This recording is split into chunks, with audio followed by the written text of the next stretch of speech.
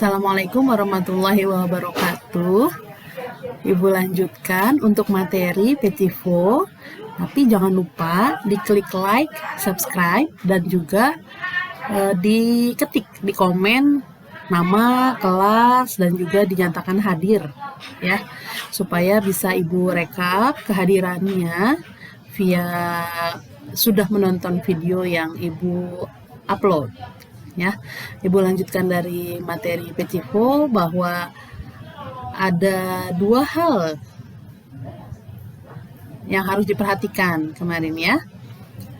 Nah, ini yang menyiapkan alas Petivo, kemudian memotong dan menyusun base-nya.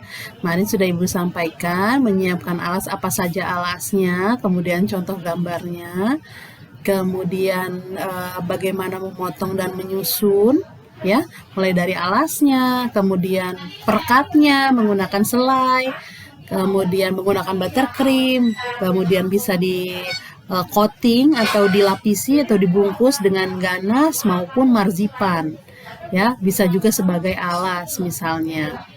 Kemudian cara menyusunnya ya, yang maksimal tingginya adalah 3 cm. Nah, bagaimana metode menyusunnya? Biasanya pertama kita meletakkan sponge cake di atas kertas roti ya, baru diolesi dengan selai aprikot.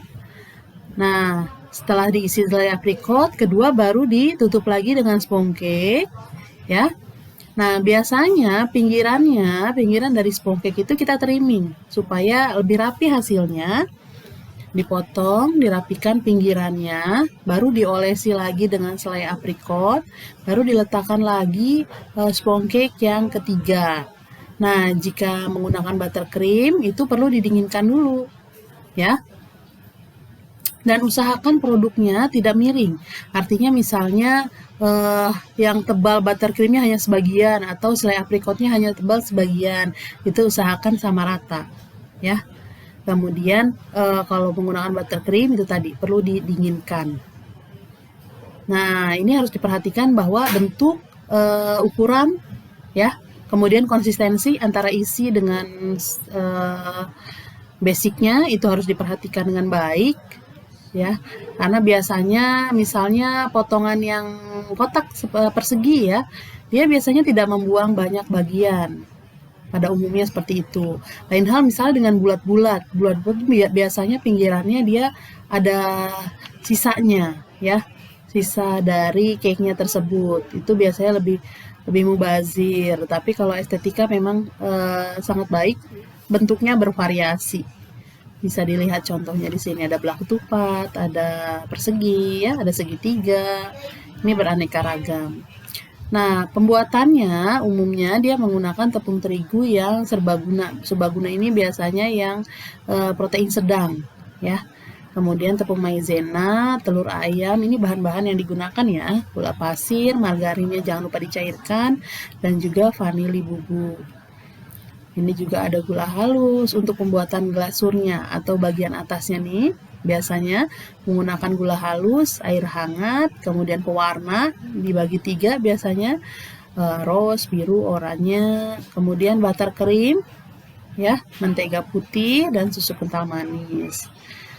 Nah, untuk cara membuatnya biasanya panaskan dulu oven, baru diayak yang bahan-bahan kering seperti tepung, maizena, vanili. Nah, selanjutnya kalau sudah diayak disisihkan dulu, baru dikocok dengan kecepatan tinggi. Telur, gula itu dikocok hingga mengembang. Untuk pembuatan sponge-nya ya. Baru dikecilkan kecepatan mixernya dan campurkan terigu yang tadi sudah diayak. Nih, mix sebentar baru dimatikan mixernya. Terakhir masukkan margarin cair, dia diaduk dengan spatula hingga rata. Nah, baru dituang ke loyang ukuran 18x18 cm. Nah, loyang tersebut sudah dialasi dengan kertas roti dan diolesi margarin. Jangan lupa dihentakkan sedikit loyangnya ya, supaya adonannya rata.